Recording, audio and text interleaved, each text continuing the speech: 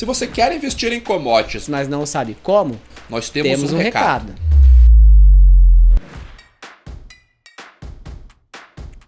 Estão abertas as pré-inscrições para o Commodities, uma imersão para investidores. Nos dias 4, 5 e 7 de fevereiro, em um treinamento presencial e online, com vagas limitadas, aprenda comigo, Ale Delara, e com o Vicente Zotti, como operar contratos futuros, derivativos e exposição internacional nos maiores mercados do mundo. Um intensivo para investidores iniciantes ou profissionais, analistas, gestores de produtos financeiros e profissionais que atuam em commodities. Diversifique a carteira, crie estratégias, entenda tudo sobre negociações, contratos futuros, cotações e vencimentos.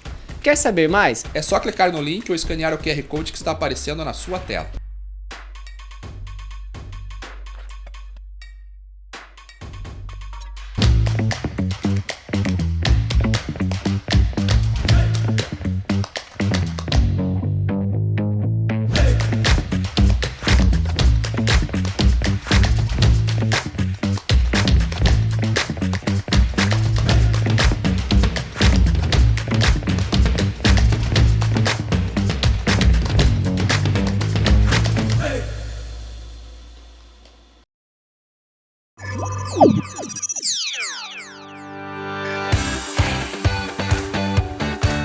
Aqui você pode negociar índices como DAX, Nasdaq e S&P 500 e commodities como soja, cobre, petróleo e café. Além de ações e ADRs das maiores empresas do mundo, como a BMW, Google, Apple, Netflix e Disney.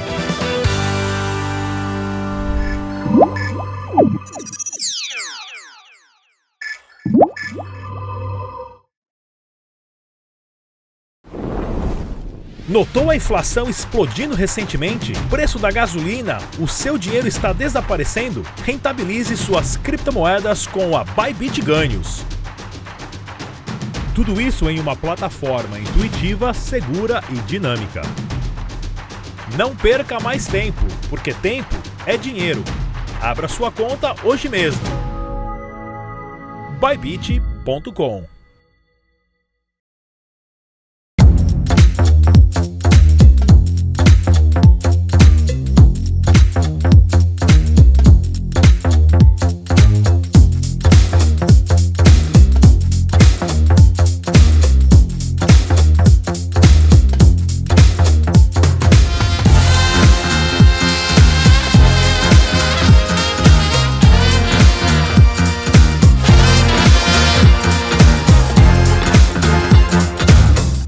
As empresas que fazem parte do seu dia a dia estão em uma das maiores bolsas do mundo, a Nasdaq. E a boa notícia é que você pode investir nessas empresas diretamente pela Avenue, sua corretora nos Estados Unidos. Com os dados das ações dos Estados Unidos fornecidos pela Nasdaq em tempo real, o cliente Avenue pode acessar diretamente as maiores bolsas do mercado americano. Entre neste mercado de tecnologia e inovação. Acesse avenue.com.br/Nasdaq e seja bem-vindo ao mercado global.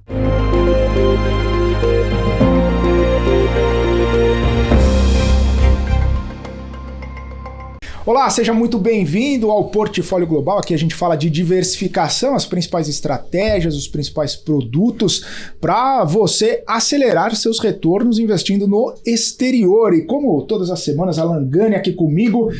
E aí, Gani, tudo em ordem? Tudo em ordem. Hoje o convidado especial, aliás, meu amigo pessoal, né? E o cara é fera, hein? Anos e anos de amizade. Anos e anos de amizade, desde a faculdade. Vamos chamá-lo então. Alexandre Cruz, sócio da Atmosphere, está aqui com a gente mais uma vez, agora em cenário novo, viu, Ale? Cenário e formato, né? Cenário, formato, mas a conversa é sempre bem agradável. É engraçado, né? Muda o cenário, não fica mais descontraído, já fica, né? Aqui com vocês é mais fácil, né? Mesmo pra gente que não tem prática, que não gosta, tá aqui com... Não dá pra falar de Pelé e Garrincha, mas tem aqui um Neymar e Ganso, vamos dizer assim. Não, Ganso não, pô. O Ganso joga muito. Não, lá atrás. Não, na época do isso. Aí tudo bem. Aí vale. Indiscutível que o Gani é o Neymar, né? Show de bola. Até pelo cabelo. Até pelo cabelo. Pintar de loiro. Que ele fez outro dia. Mas é isso aí, gente. Antes da gente começar esse papo, Ale, só trazer aqui nosso patrocinador, a Avenue, tá aqui com a gente, para você abrir sua conta, para você procurar investimentos, para você até mesmo colocar em prática muitas das coisas que a gente bate papo aqui no Portfólio Global. Vai ter um link aqui na descrição, também um QR Code na sua tela da Avenue. Você entra lá, faz sua conta e já procura todos os investimentos que você acha interessante para poder dolarizar seu patrimônio, fazer essa exposição internacional. Bom, voltando aqui, Alexandre Cruz, nosso papo hoje vai ser sobre mercados globais, reindustrialização do Ocidente, nesse cenário de comecinho de 2023, onde está todo mundo de olho em uma coisa: inflação. Tá todo mundo olhando para a inflação, todo mundo olhando para a alta de juros, e como é que tudo isso acaba impactando nesse cenário? Como que você está avaliando esse cenário que a gente tem visto desde, de pandemia para cá, nesse processo cada vez mais inflacionário do mundo? Mas assim, a gente tem 3 horas para falar, assim, porque... Em 30 segundos, não, brincadeira. A gente tem alguns minutos então tá bom, para bater um papo disso. Legal, não, é que é um tema... complexo, não, e assim, foi um tema que ficou fora, né? Para o brasileiro, inflação é sempre um problema, mas lá fora ficou fora do radar por muitos anos, né? Até que a gente vê o quanto as pessoas às vezes até se assustam em ver o juro americano a 4,5, 5, nossa, mas... Pra gente é baixo, né? Gostaríamos nós poder estar com juro a 4, 5 aqui no Brasil, né? Então, eu acho que esse é o primeiro ponto, e quem tem um pouco mais de algum cabelo branco ou algum não cabelo aí, digamos, que a gente já viu, né, o juro lá fora nesses patamares, e não é uma coisa que tem que assustar, mas é claro que muda, porque a gente viveu praticamente 15 anos com dinheiro custando zero, porque o mundo crescia e não tinha inflação. Então a resposta à crise de 2008, que foi uma injeção maciça de liquidez, trouxe esse dinheiro barato, e depois a resposta à pandemia de Covid foi mais impressão de dinheiro. E sabemos que isso tem um custo, né? Gera inflação. Quem tem, não é só o livro-texto de economia, mas a prática, a gente sabe que isso gera inflação, que talvez seja o imposto mais caro que existe para as pessoas, né? A tal da senhoriagem. Então, e isso gerou inflação. Acho que, e a gente consegue dividir, né, nesse processo inflacionário que o mundo vem sofrendo. Acho que o excesso de liquidez. O primeiro sinal, eu diria que ele veio da ruptura das cadeias de produção, porque com a pandemia, as cadeias de produção, principalmente no Oriente, ficaram rompidas. Você não tinha, os produtos não saíam dos países asiáticos, você tinha fila de navio no porto, o navio não conseguia descarregar, atrasava toda a agenda, então gerou-se vamos dizer aqui, uma confusão logística global. E isso é inflacionário, né? Porque a gente pode falar, quanto custa essa bela caneca da BMC aqui? 2, 8, 5 reais, não importa. Só que se você não tiver caneca e precisar da caneca para beber água, você vai pagar 200 reais nessa caneca. E isso é uma inflação que não tem muito como combater, a não ser com produção, só que você não tinha de onde tirar, porque a cadeia de produção estava rompida. E isso valeu para toda a indústria. Uma montadora que estava com o carro pronto e faltava um jumper, muitas vezes, que é uma peça de fração, que custa fração de centavos de dólar, e assim, um saco com 1.000 deve custar $3. Ou seja, por conta de falta de componentes muitas vezes baratos, mas que você não tinha e você não conseguia dar vazão à sua linha de produção. Então isso gerou o início do processo inflacionário. Depois a gente teve um choque de energia, exacerbado pela crise da Ucrânia, choque de preço de commodities alimentícias. Então a gente viveu um processo inflacionário bastante acelerado ao longo dos últimos anos. E aí a gente soma a isso uma leniência do Banco Central americano, né, do Fed, que falou por muito tempo que a inflação era transitória. E foi segurando até um dia que ele falou, não, peraí, eu nunca disse que a inflação era transitória. Será? Disse Várias vezes. Mas tudo bem, o que está feito, está feito. Ou seja, ele se colocou sozinho no que a gente chama de atrás da curva. Ele foi, a curva precisava avançar, ele precisava ter agido de forma mais... antes firme, da curva, né? Quer dizer, antecipando o movimento. Deveria, no meu julgamento, no nosso julgamento lá na atmosfera, ele deveria ter sido mais assertivo, mais firme no início e acabou não sendo. Então, a inflação ela foi para um processo de que ela chegou, digamos, até em algum momento desancorar, né? O que é a história de desancorar a expectativa de inflação? É você ter os agentes do mercado falando, poxa, eu estou vendo, é a sensação de que o preço sobe e não vai parar de subir. Então, isso as pessoas... tem a história de que eu já vou antecipar o movimento. Se o produto que eu vendo vai custar mais caro, eu já vou subir preço agora. Sobe agora. Para antecipar um pouco, salvo um pouco de margem agora, enfim. Então, isso tem um efeito muito perverso no ciclo econômico. E com isso, você levou a inflação americana, chegou a perto de 10%. Tanto que uma das coisas que se falou aqui no Brasil, né, que o Brasil conseguiu terminar o ano passado com a inflação abaixo dos Estados Unidos e Europa. Ou seja, porque a inflação lá fora perdeu o pé. Aqui, talvez por estarmos mais acostumados aos processos inflacionários, o Banco Central brasileiro agiu antes. Saiu na frente. Se foi certo ou não, aqui... como a gente não estava aqui para falar de Brasil, mas enfim, você tem essa situação. Agora, a inflação, ela é um problema, ela já está mais controlada, porque você veio de 10, a inflação de 12 meses, né, de quase 10, veio para 8, 7, 6, ela está recuando, sim, mas não é que você já também tem um processo de deflação, não é isso. É uma inflação que vem recuando. Então o Fed pode parar de agir? Na nossa visão, não. O Fed tem que continuar. A gente está falando isso hoje, pouquinho antes da reunião do Fed, né? Então, vamos ver o que vem aí na próxima reunião do Fed, mas a gente espera aí ainda altas de juros. E acho que aí vem uma questão um pouco diferente, né, do que a atmosfera pensa, que a gente entende que esse processo inflacionário, você está vivendo o que está sendo chamado lá fora de desinflação, que não é deflation, eles chamam de disinflation, que é essa segunda derivada, essa curva de inflacionária ainda alta, mas caindo. Mas a gente tem uma cabeça de que ela vai estabilizar num patamar alto. Ou seja... Mais de 5,25. Não, isso aí está falando da taxa de juros, ou da inflação. Não. Só a taxa de juros, desculpa. Não, então a questão Eu que me confundi. É que a inflação, a meta é 2, né? Mas mesmo assim ainda está lá perto dos 5. Isso. E é isso que a gente tem uma cabeça de que esta inflação, ela não vai se estabilizar, ela vai demorar muito para convergir. Não volta para os dois.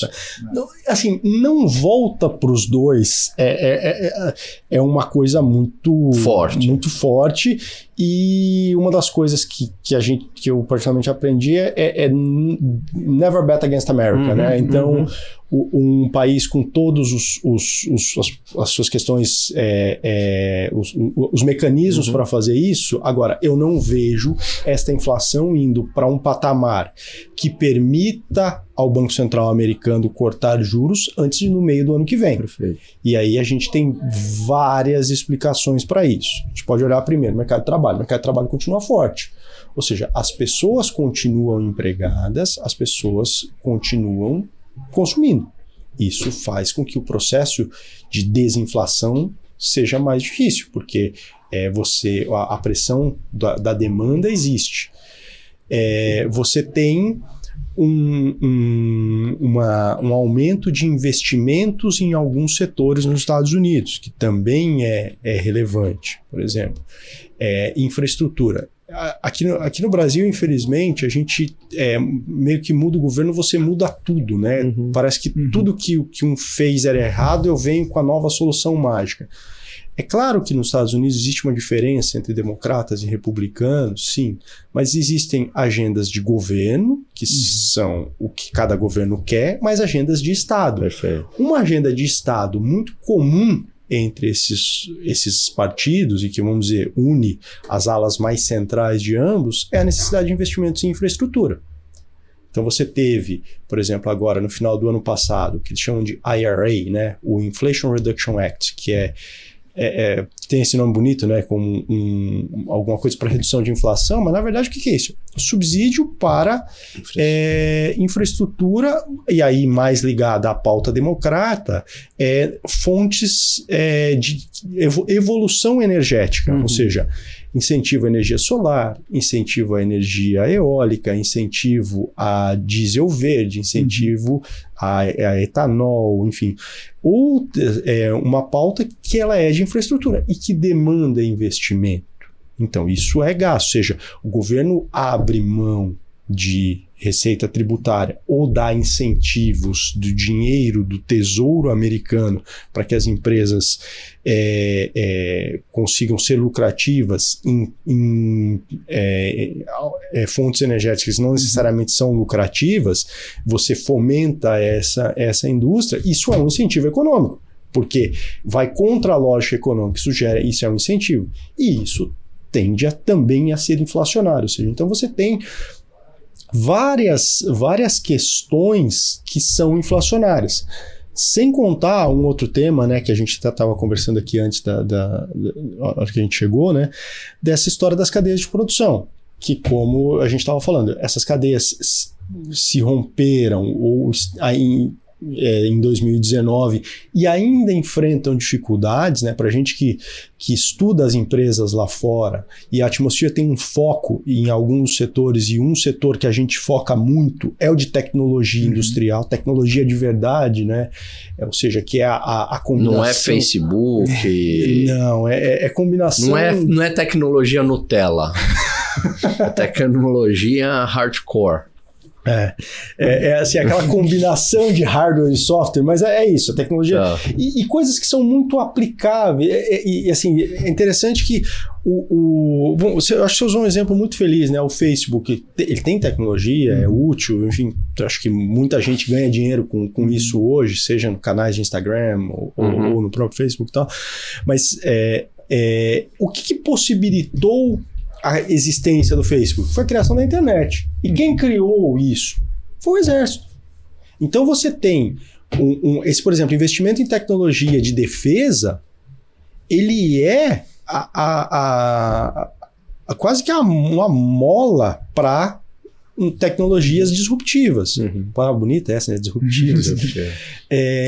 Tá na moda. O GPS. Quem não usou o Waze essa semana? Sinceramente,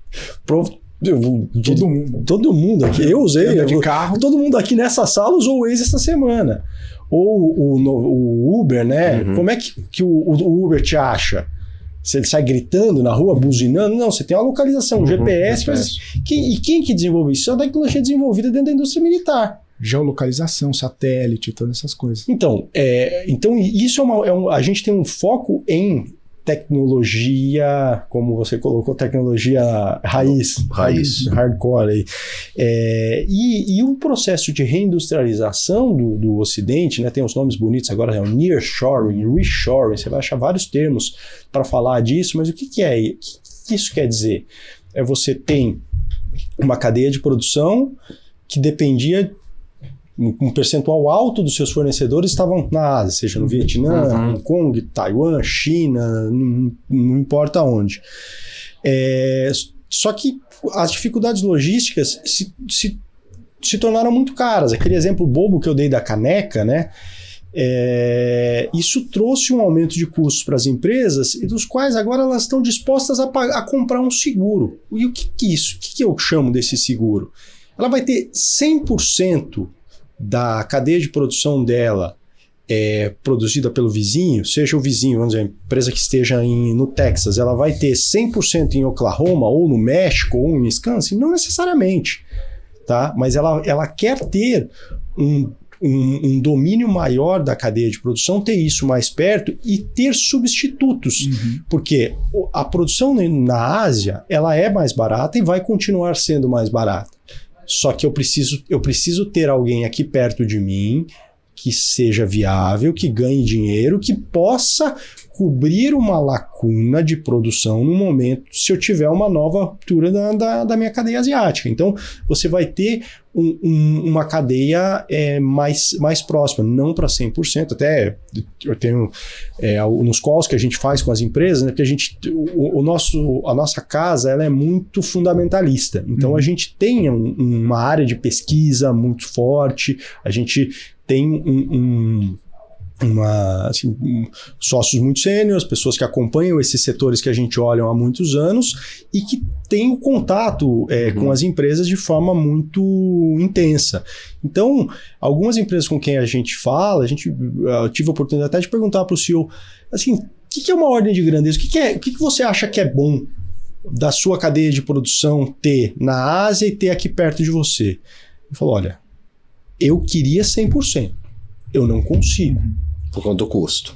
Não necessariamente, porque tem coisas que você não... É muito difícil você trazer por conta da máquina, por conta da mão de obra que você precisa, da especialização. Então ser lá.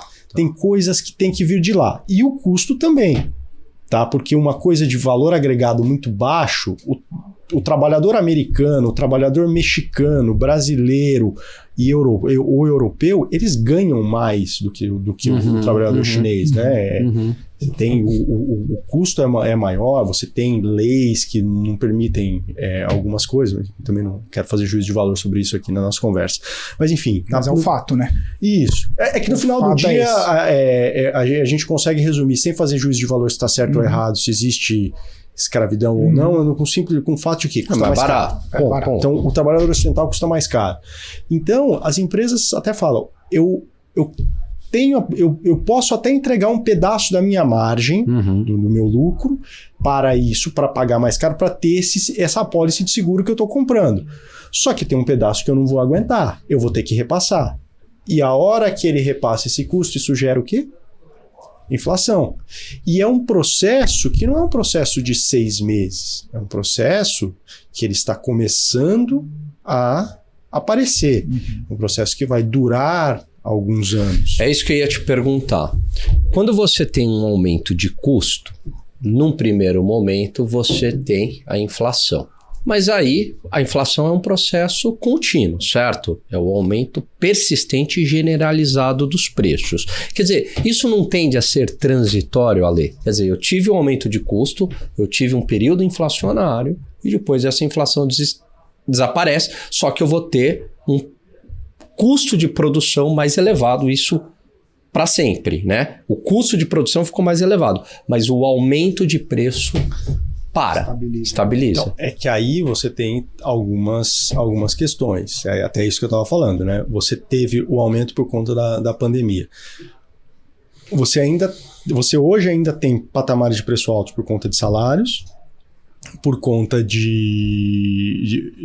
dos produtos que estão vindo da Ásia, por conta das dificuldades logísticas também estão custando mais caros, eles custam no capital de giro das empresas, tem uma série de coisas. As empresas estão trabalhando com mais estoque. A hora que você encarregar mais estoque, você trabalha com um balanço mais pesado, você tem custo financeiro em cima disso. Então, esse é um processo que ele não é um choque. Por exemplo, o petróleo, ele está $70, ele vai para 110 e no mês seguinte ele volta para 70, este é um choque muito transitório. Tá? Agora, esse processo da cadeia industrial e a hora que você tem, porque esse processo da reindustrialização, ele é gradativo. Ou seja, como eu falei, não é que o cara começou e agora, de repente, ele vira uma chave e 80% da cadeia de produção dele está no Ocidente. Aí teve um acabou. choque de preço e acabou. Acabou. E tem uma outra coisa, né? Ele vai entregar um pouco de margem no curto prazo, mas daqui a pouco o acionista está cobrando o retorno da empresa. E a hora que ele tem que entregar retorno, ele tem que repassar mais custos. Em algum momento ele vai recompor margem. Existe uma outra forma de recompor margem, que é ganho de produtividade. A gente acredita em ganho de produtividade? Com certeza. Isso é uma coisa que a gente espera, mas ganhos de produtividade também são gradativos. Então, o processo de arrefecimento é muito maior. E tem aí um assunto que, dado que a gente conhece a vida pregressa, das medidas dos núcleos, tal, a gente sabe da contaminação do processo inflacionário, da inércia inflacionária, porque, se de novo, a caneca sobe de preço agora, o seu barbeiro não sobe de preço agora, ele espera que a caneca suba, o microfone, o laptop, a hora que ele fala que ele não tá, o serviço tem um hiato de repasse que ele é mais longo, que ele é diferente. Então, a gente tem aí um processo que a gente vê que ele não arrefece a inflação tão cedo. Então, como eu falei, eu não vou fazer aqui um exercício de futurologia, qual que é a inflação em 2025? Pô, mas a inércia é maior. Mas a inércia é maior. Mas agora, peraí, se você está falando que essa inércia é maior, juros permanecem elevados por mais tempo, num patamar maior do que está na curva hoje? Então, não necessariamente num patamar maior do que está na curva de curto prazo, tá? Mas vamos dizer, o patamar de que a gente está vendo aí no juro de um ano, a gente entende que o espaço para cortar juros até o final desse ano é muito pequeno. Diria que a cabeça nossa hoje o Fed não corta juros esse ano e não corta juros no primeiro trimestre do ano que vem. Seria uma coisa, ou seja, estamos trabalhando com um cenário de que o espaço para corte pode vir entre 12 e 15 meses, tá? Nós estamos em janeiro, né?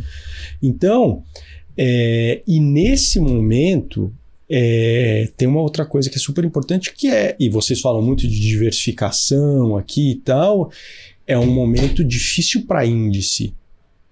Para que quem comprou Nasdaq ou S&P no olho do furacão da pandemia ganhou muito dinheiro. Qualquer coisa que você comprou ganhou dinheiro, porque o excesso de liquidez e tal, ativos reais se valorizam.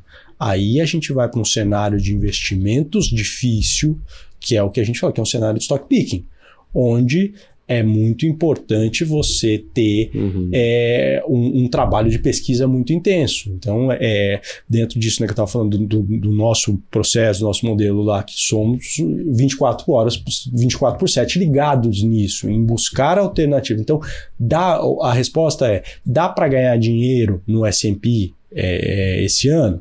Sim.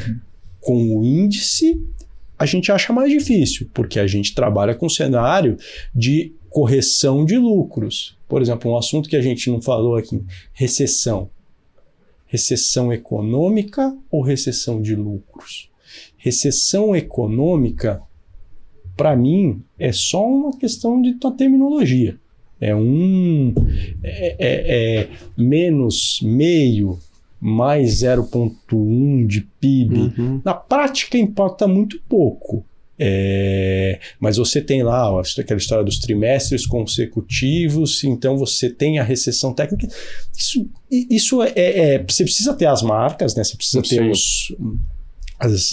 o labeling, né? Vamos dizer, você chama as coisas, você precisa dar nome aos bois, mas isso é pouco importante. Agora, recessão de lucro é uma coisa importante. E você tem empresas, a gente trabalha, por exemplo, ali hoje, com uma correção de lucros no S&P entre 8% e 15%. Que a expectativa de lucros do S&P vai cair do patamar que ela está hoje, entre 8% e 15%, segundo os nossos modelos. Ou seja, o quão leniente o mercado vai ser com essa correção de expectativa de resultado, que as empresas vão chegar nos calls de resultado, na hora que ela bota o resultado dela lá na tela e falar, pô, de fato, e o americano se orienta muito pelo que eles chamam de guidance, né? Que a empresa solta, olha, as minhas expectativas para o ano são de crescimento de lucro, de queda, de estabilidade, isso e aquilo, minha margem, minha geração de caixa e tal.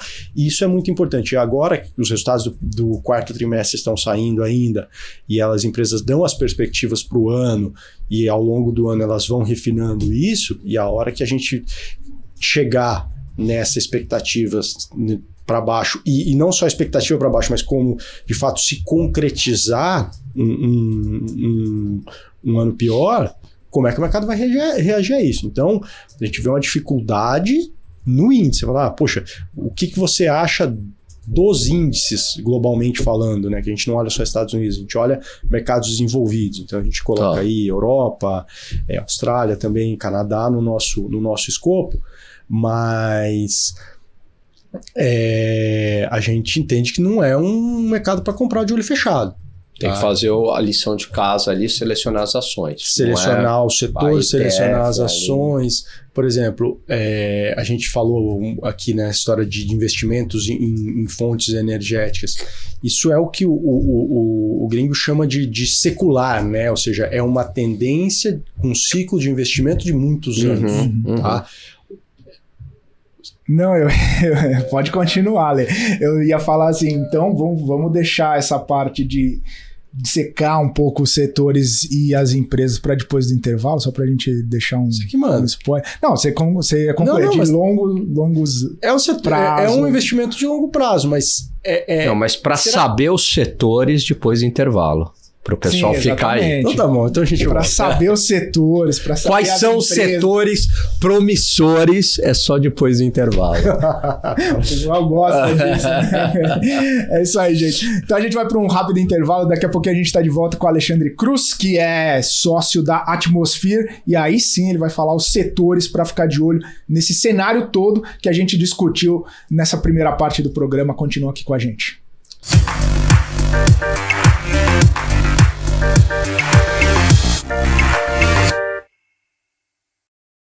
Se você quer investir em commodities, mas não sabe como, nós temos um recado.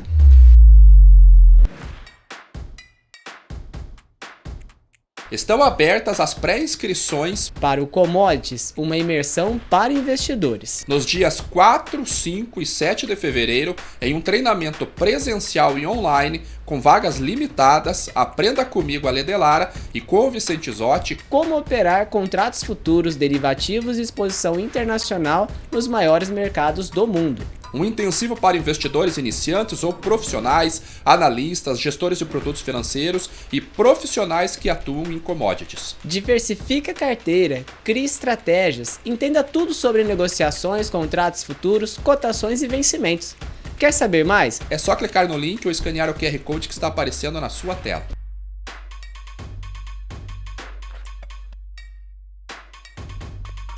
As empresas que fazem parte do seu dia a dia estão em uma das maiores bolsas do mundo, a Nasdaq. E a boa notícia é que você pode investir nessas empresas diretamente pela Avenue, sua corretora nos Estados Unidos. Com os dados das ações dos Estados Unidos fornecidos pela Nasdaq em tempo real, o cliente Avenue pode acessar diretamente as maiores bolsas do mercado americano. Entre neste mercado de tecnologia e inovação. Acesse avenue.com.br/Nasdaq e seja bem-vindo ao mercado global.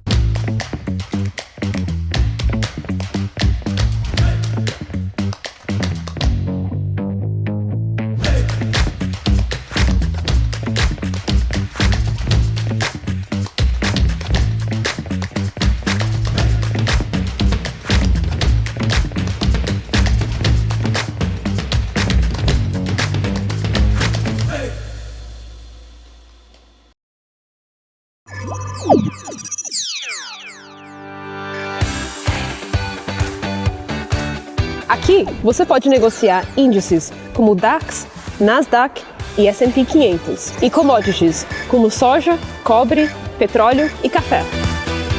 Além de ações e ADRs das maiores empresas do mundo, como a BMW, Google, Apple, Netflix e Disney.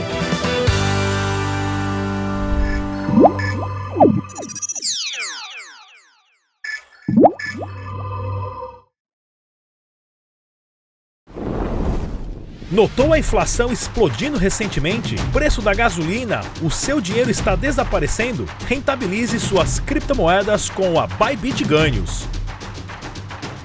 Tudo isso em uma plataforma intuitiva, segura e dinâmica. Não perca mais tempo, porque tempo é dinheiro. Abra sua conta hoje mesmo. Bybit.com.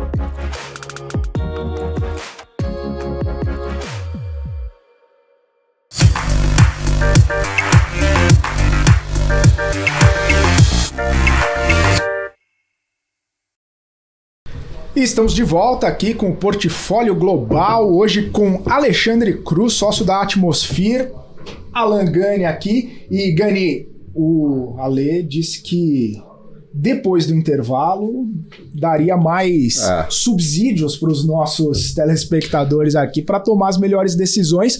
Quais setores, quais empresas a gente pode ficar de olho diante desse cenário, né, de inflação, juro mais alto?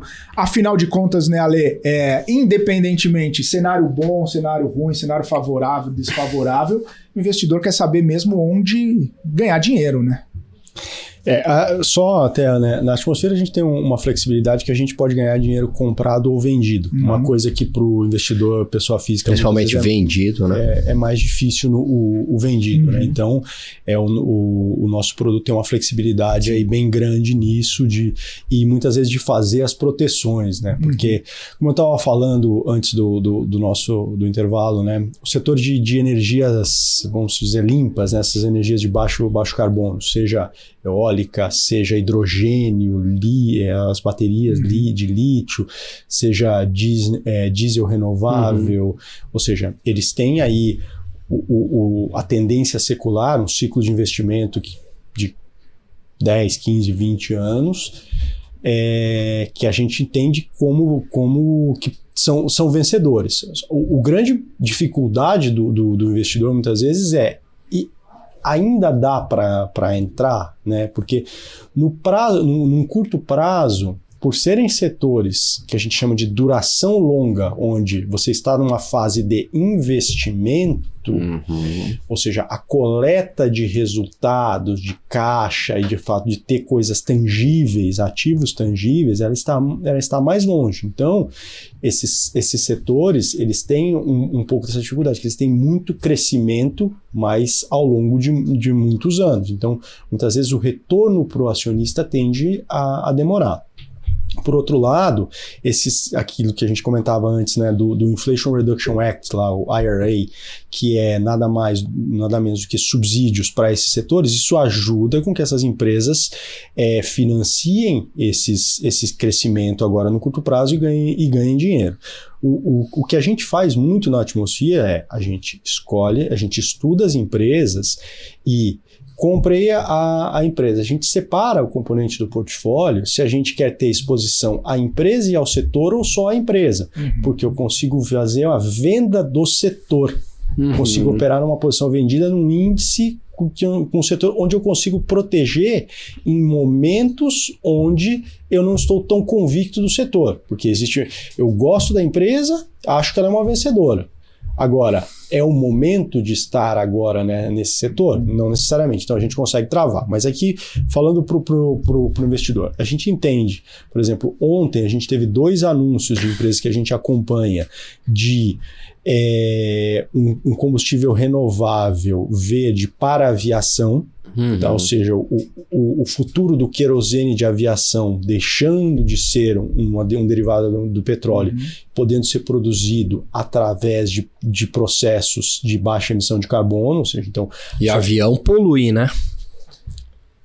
Olha, emite. Dependendo da régua, tudo polui. Não, emite muito, né? Então isso daí é um motor precisaria, né, de algo assim. É um motor muito alto, então você, enfim, então é um marco importante você começar a trabalhar com isso. Mas de novo, então quer dizer que ano que vem a gente já está voando? Não é assim. Mas tem essa perspectiva desse combustível que você está falando. Existe a perspectiva desse produto. Então, são empresas, por exemplo, uma das empresas que a gente acompanha, que é a Green Plants, que ontem soltou isso de manhã, o papel subiu 12% ontem por conta dessa expectativa. Ou seja, quem tem paciência, quem tem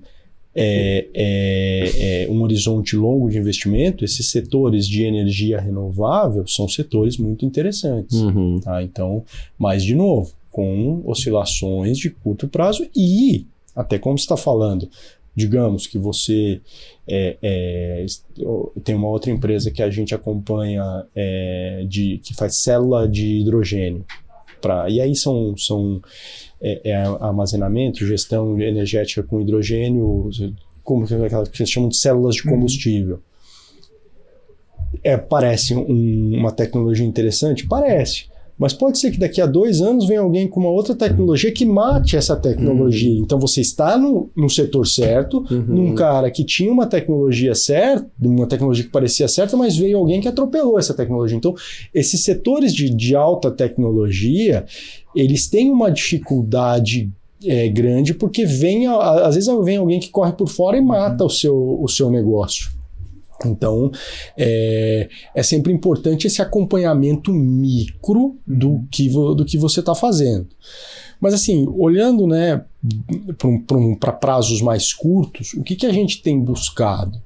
Setores mais resilientes ao ciclo econômico. Ou seja, empresas que possuem margens mais altas, tá? Ou seja, que num choque econômico elas conseguem absorver o impacto. Uma empresa, sei lá, que tem uma margem líquida de 2%, como o setor de distribuição de combustíveis, por exemplo.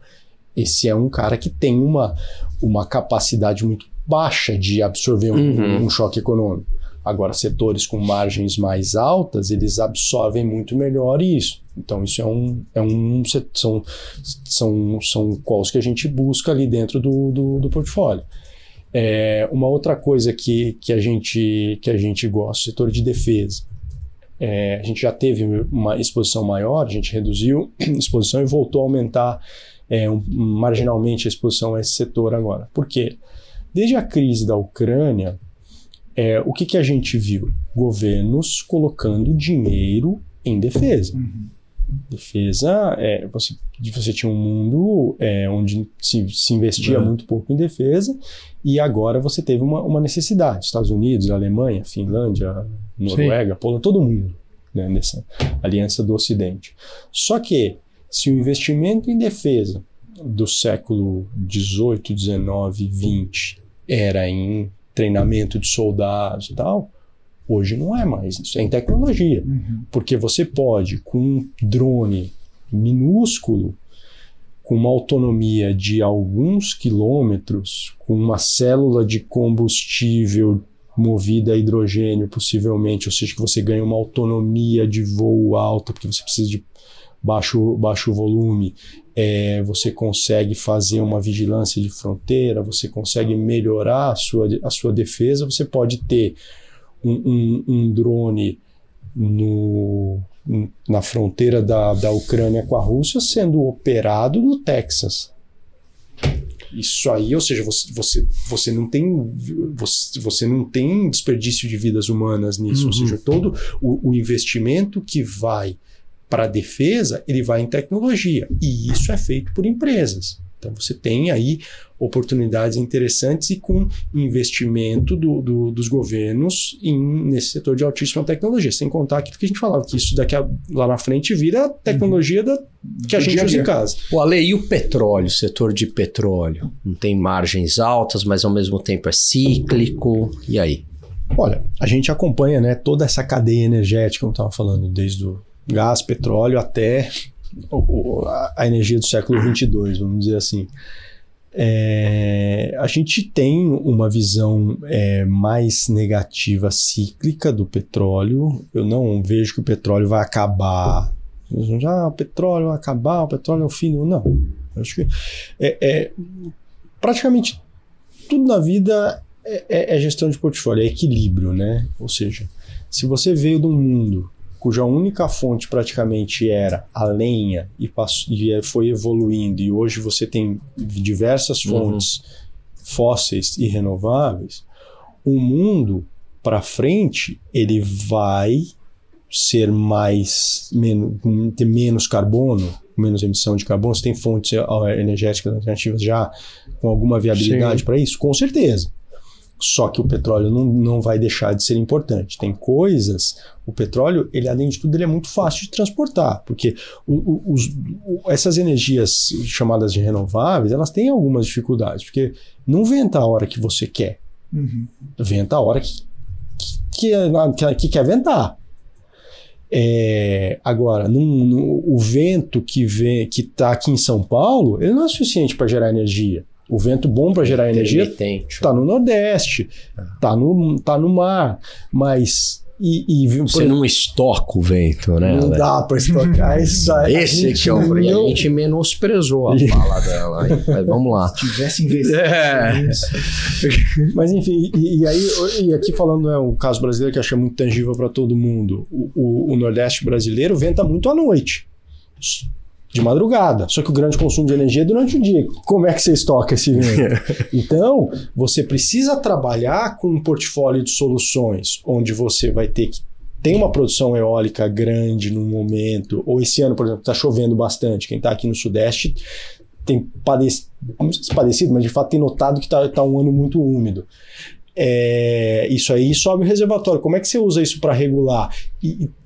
Antigamente a gente via, né, as usinas tinham que verter água, que é jogar água fora para não estourar a barragem. Isso fazia tempo que não acontecia, não sei como é que está isso atualmente, se estão vertendo ou não, mas, de novo, como é que se você tiver uma tecnologia boa de bateria, você consegue aproveitar essa água, aproveitar o vento, gerar e estocar isso para usar no período de seca. O hidrogênio, a gente fala como combustível, mas o hidrogênio ele não é um combustível, ele armazena uma energia. E você pensa, né? O grande tecnologia que é o hidrogênio verde, é você.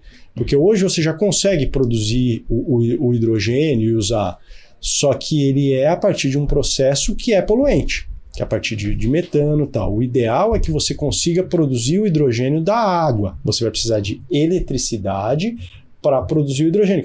O hidrogênio é uma forma simples de você armazenar energia e conseguir transportar essa energia. Então, é um passo lá no futuro, com certeza, só que você tem que ter uma lógica. Então, você tem uma região riquíssima em vento, em sol, por exemplo, onde você consiga fazer um sistema para produzir muita eletricidade e com isso você produz o hidrogênio que você armazena e leva para quem vai consumir. Entendeu? Então isso é uma alternativa. Nuclear também é importante. Vai ser uma coisa interessante. Eu não estou fugindo da tua pergunta do petróleo não, tá? Agora, por que eu tô Eu gostei desse nuclear. Colocando ETF de urânio. Esses caras na conversa. Tô feliz agora. É um portfólio. Um grande erro na nossa visão é você acreditar que você tem uma solução mágica, né? Aquela história, né? Todo problema complexo tem uma solução simples e errada. Então, você precisa ter essa gestão de portfólio. Precisa ter eólica, precisa ter solar, nuclear e petróleo, sim. Gás. Tem que ter petróleo. Tem que ter. Porque o petróleo ele é muito rápido, né? Você tem... Até dentro dessa história, a Alemanha, né, nessa crise da Ucrânia, ela se viu na mão dos russos porque ela tinha muito gás russo que ela consumia, ela tinha desativado as usinas nucleares. E o que ela teve que fazer? Ela teve que voltar a queimar carvão, que é uma tecnologia... mais poluente. Não, e uma tecnologia que já foi aposentada. Não aposentada de fato, mas assim, do ponto de vista da expansão, ninguém expande mais com carvão, né? Ou seja, por que você faz isso? Porque você estava muito concentrado, você tinha muita eólica, não ventou. A Europa viveu 2 anos muito ruins de vento, tá? 2021 e 2022 foram anos ruins de vento, então ventou-se menos do que se esperava nas curvas históricas de vento. A falta do gás russo, eles ficaram num dilema que eles ligaram as usinas térmicas a carvão.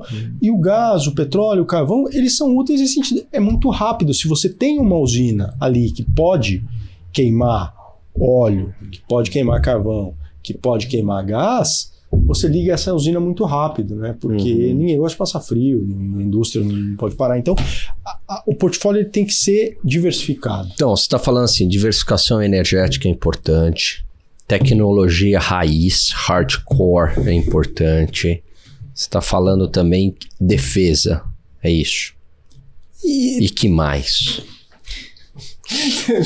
Alimentos. Alimentos. Acho que commodities agrícolas ainda tem opção e exposição não necessariamente a commodities, mas fertilizantes, né? Você teve aí alguma ruptura pela importância dos países ali do leste europeu, não só na produção de alimentos, mas na produção desses insumos. Maquinário agrícola, a frota de, vamos chamar aqui jocosamente, né, frota global de tratores está velha, precisa ser renovada. Custos mais altos de combustível também fazem com que a conta do fazendeiro mude. E ele consiga repassar, né? Porque alimento... Mas ele tá faturando mais, né? As commodities estão em preços atrativos. Então vamos aqui brincando, né? O fazendeiro tá rico. Agora ele faz conta se ele guarda o dinheiro, se ele investe na próxima safra ou se ele compra um trator novo. Ele tem aí possibilidades as suas opções. E olhando para a vida... E isso eu tô falando de números consolidados globais, tá? Se tem alguém do agro aqui que fala, não, mas no Brasil eu tô falando globalmente, tá? A frota de maquinária agrícola está velha. Então a gente tem isso.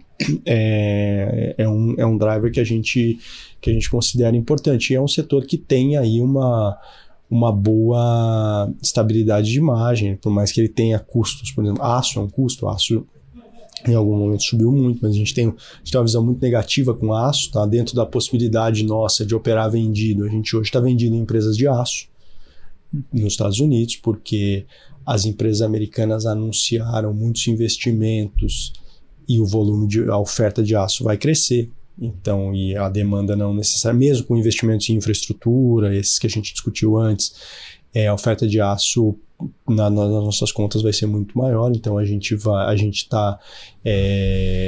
vê essa sobreoferta de aço impactando no resultado das empresas. Então você vai ter a quantidade, mas o preço lá para baixo você perde retorno. Então isso aí, vamos dizer, na ponta contrária, dado que a gente pode ficar vendido, a gente tem essa venda no setor de aço. Boa. Também é um call. Legal, mas o que eu gostei é que é bem pé no chão, né? Bem realista, não é nada... Faz sentido. A gente tem que parar, a gente parte do pressuposto que as coisas precisam parar em pé em algum momento, né? Não dá para virar um balão de ensaio. E só, desculpa te interromper, mas acho que as coisas muito até irrealistas, vamos dizer assim, pegando o gancho no tema aí, elas faziam muito sentido quando o dinheiro custava zero. Como eu falei no início, né, o dinheiro não que nos Estados Unidos vai custar os 14 que custam no Brasil. Isso eu tô falando de taxa básica, não de taxa na ponta, mas vamos pensar em custo de oportunidade, né? Mas ele já tá tem lá na curva aí 4,70, 5 é mais caro do que zero. Então, aquele fluxo, você fala, deixar o dinheiro aí na Europa, no Japão, mesmo nos Estados Unidos, em alguns momentos, o dinheiro tinha rentabilidade negativa, retorno negativo nominal. E a hora que você botava que ainda tinha alguma inflação, era mais negativo ainda. Ou seja, agora essa, entre aspas, farra do dinheiro... qualquer coisa, né? Que você investisse em ações dava, né? Acho que agora é uma questão de... Falando numa linguagem de renda fixa aí que o Alan é o especialista, é como se você encurtasse o duration da sua carteira. Você estava com empresas com duration muito longo, olhando para os fluxos de caixa daqui a 15 anos, agora esse duration tem que vir mais perto, você tem que ser muito mais tangível. E essa é um cenário aí que a gente está vendo aí e da necessidade do stock picking por mais esse ano. Acho que não está um cenário de qualquer coisa vai dar dinheiro, não. Boa. Maravilha. Gani, a gente está chegando ao fim. Fazer aquela portfólio pergunta. Global, então aquela? Pode fazer aquelas, mas... Não, eu queria que você deixasse... Sua percepção aí. Não, aquela recomendação de livro, senão não dá tempo. Depois a gente faz uma outra pergunta, né? Mas uma recomendação de um livro, porque sempre no portfólio global o convidado deixa... Pô, você tinha que ter me avisado antes. Essa é que você não viu, que é o Deepcast. O Deepcast é mais pesado. As perguntas. Mais deep. Mais deep. Eu acho que Jordan Peterson, né? 12 regras? 12 regras para a vida. Eu acho que uma leitura de cabeceira de qualquer um. Foi presente de Natal pro meu sobrinho de 16 anos, que acho que é um bom momento para ele ler. Acho que vira. Eu gosto muito de Ayn Rand também, acho que tem aí a Revolta de Atlas também, mas esse já é um pouco mais denso, né? Então, mas acho que então belas dicas. Você pediu um, eu deixei 2. Tá bom. Vai voltar, já vai pensando nos próximos, né? Isso vai aí. ser um prazer. Acho que a gente vem aqui, a gente Tá, aprende. e agora? E nesse momento? E renda fixa nos Estados Unidos, Ale? E aí? Porque, juros tá atrativo, né? Então, mas o juro real não é alto, né? Tá. Porque, por exemplo, a gente tem empresas com 8% de retorno de capital pro Dividend yield? Dividend yield mais share buyback, com 8, 10% de retorno pro investidor. Então, eu acho que você tem alternativas interessantes. Eu acho que a renda fixa, no momento de defesa vamos dizer assim, eu não sei o que eu faço pro investidor, né?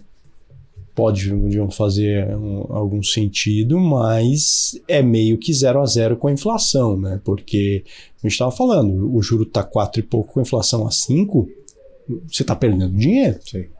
O juro real é negativo.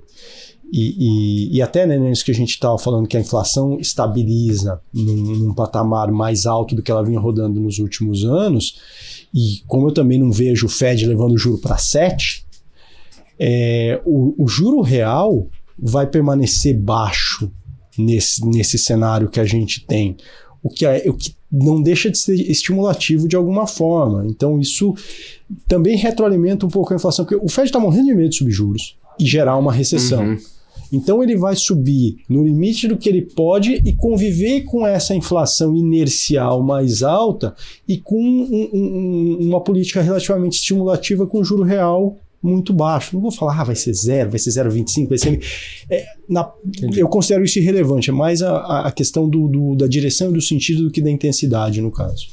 Boa. Ale, e pra gente encerrar agora de verdade, se o Alan deixar, né? Como é? Daí ele fala, quietinho. e o urânio? Não vamos, quietinho, não, tô quietinho. Gani. Senão a gente estoura o tempo. Estoura o tempo, tô quietinho. São 3 horas? É que vai fazer em 3 partes, de 1 hora. Podcast do Vilela, né? Vamos que vamos. Mas, Ale, como é que o pessoal te acha? Você tá nas redes sociais, Atmosphere? A gente tá no Instagram como Atmosphere_Capital e Atmosphere Capital no LinkedIn. Legal. Lá, esse podcast a gente vai retransmitir, vai linkar lá também. Marca a gente lá. Marcar vocês. Acho que a gente tem aí todas as comunicações da Atmosphere. A gente tem o site também, né? atmospherecapital.com.br, mas as redes sociais, elas têm uma interação, tem lá sempre os nossos comentários mensais, a gente escreve algumas cartas, escreveu uma carta agora em janeiro com a nossa visão para esse ano. Acho que talvez a gente tenha falado tudo aqui também, né, no formato com vocês, que é sempre mais agradável, né? Mas, enfim, quem quiser ler também, entender um pouco das nossas teses de investimento, a gente, nessa carta de janeiro, por exemplo, a gente falou de 4 empresas que a gente investe, então isso é legal para as pessoas verem, como olhar uma empresa. Às vezes o investidor aqui não quer saber o que é importante para olhar esta empresa e para olhar uma empresa em geral. Então, legal. Nessas nossas cartas, a gente fala sempre um pouquinho aí e de como a gente pensa para os próximos meses, e mensalmente a gente faz ali aquela prestação de contas dos nossos resultados do mês também, o que deu certo, o que deu errado, e que é importante fazer uma meia-culpa quando você erra e falar bem quando você acerta também. É isso aí. Show de bola. Ale, obrigado, viu, mais uma vez por estar aqui com a gente, e volta para as próximas 2 horas. Tá bom, fechado. Valeu, Gani. Valeu, Filipão, valeu, Ale. Sensacional. Obrigado, papo, ótimo papo, muito aprendizado. Sempre. Valeu. Então, até semana que vem, que a gente volta com o nosso portfólio global, falando de diversificação, falando de investimento no exterior, cases, cenários e, claro, Alan Gani e o nosso próximo convidado. Forte abraço, tchau, tchau.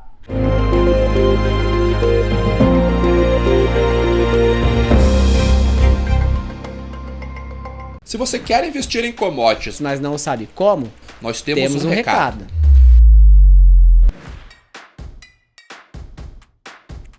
Estão abertas as pré-inscrições Para o Commodities, uma imersão para investidores. nos dias 4, 5 e 7 de fevereiro em um treinamento presencial e online com vagas limitadas. Aprenda comigo, Ale Delara, e com o Vicente Zotti. Como operar contratos futuros, derivativos e exposição internacional nos maiores mercados do mundo. Um intensivo para investidores iniciantes ou profissionais, analistas, gestores de produtos financeiros e profissionais que atuam em commodities. Diversifique a carteira, crie estratégias, entenda tudo sobre negociações, contratos futuros, cotações e vencimentos. Quer saber mais? É só clicar no link ou escanear o QR Code que está aparecendo na sua tela.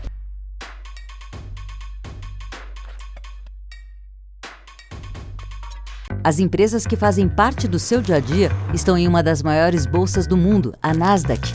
E a boa notícia é que você pode investir nessas empresas diretamente pela Avenue, sua corretora nos Estados Unidos. Com os dados das ações dos Estados Unidos fornecidos pela Nasdaq em tempo real, o cliente Avenue pode acessar diretamente as maiores bolsas do mercado americano. Entre neste mercado de tecnologia e inovação. Acesse avenue.com.br/Nasdaq e seja bem-vindo ao mercado global.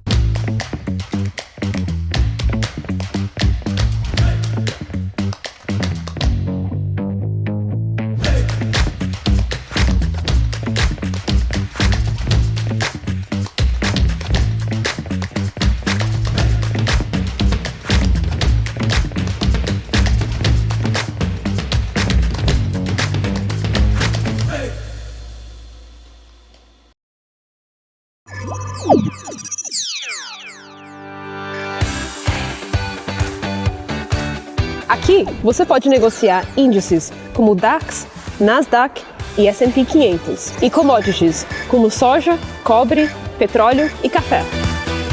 Além de ações e ADRs das maiores empresas do mundo, como a BMW, Google, Apple, Netflix e Disney.